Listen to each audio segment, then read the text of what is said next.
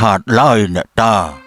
បើជុះខិតទៅខាងនោះបន្តិចទៅប្រយ័ត្នអណ្ដែតមកប៉ះអញខ្ពើមណាស់វើយយីអានេះໄວថាអញទៅនោមវាជុះដាក់ទឹកកខ្វក់លើសអញទៅទៀតរឿងបារមីស្រះវត្តចាធ្លាប់ឮពីបុរាណមកថាស្រះមួយកន្លែងជាស្រះដែលបានជីកស្របពេលដែលទីនោះមានវត្តអារាមហើយក៏ជាស្រះដែលមានបារមីផងដែរនៅតាមផ្លូវមេឃចិត្តភ្លឺទៅហើយខ្ញុំត្រូវតែប្រញាប់ស្រោតទៅរែកទឹកទៅបាន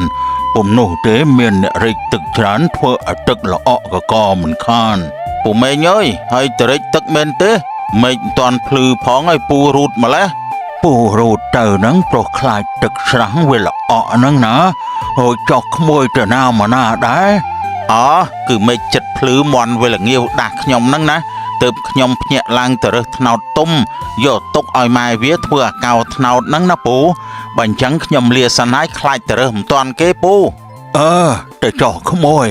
បន្ទាប់ពីតាមេងដើរហួសទៅបន្តិចពូផាន់ក៏បានដើររើសថ្នោតទុំក្បែរស្រះនោះផងដែរមេឃមិនតាន់ភ្លឺច្បាស់ខ្ញុំដូចជាមើលថ្នោតទុំសូវច្បាស់សោះពេលនោះស្រាប់តែពូផាន់ប្រទះឃើញមានពស់យ៉ាងធំគួរឲ្យខ្លាចលូនប៉ះគាត់ចុះទៅក្នុងទឹកស្រះតើនោះជាស្អីគេមកកធំម្ល៉េះពូផាន់ភ័យនិយាយមិនចេញកត់រត់ផងស្លន់ផងទៅដល់ផ្ទះវិញទាំងត្រដាបត្រដួតើលោកក្មួយផានកើតអីបានជាមើលទៅដូចជាបញ្ញាប់បញ្ញាល់ម្ល៉េះហើយខ្ញុំនេះទៅរវល់ឆ្ងល់អីដែរមិនក៏មិនឆាប់ទៅទឹកទៅស្រះចំណាស់មួយកន្លែងនោះជាប្រភពទឹកសម្រាប់អ្នកភូមិទាំងឡាយមិនថាបងប្អូនឆ្ងាយឬជិតពឹងទឹកស្រះដ៏ថ្លានេះគ្រប់គ្នានៅមាត់ស្រះប្រឡងទឹកថ្លាល្អណាស់ក៏អូបឈ្ងុយផ្កាឈូកទៀតផង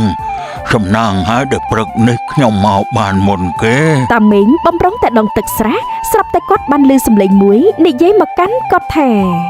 តាមេងចូលអ្នកកុំធ្វើឲ្យខូចស្រះនេះឲ្យសោះទោះជាពេលនេះមិនមានវត្តដូចពីមុន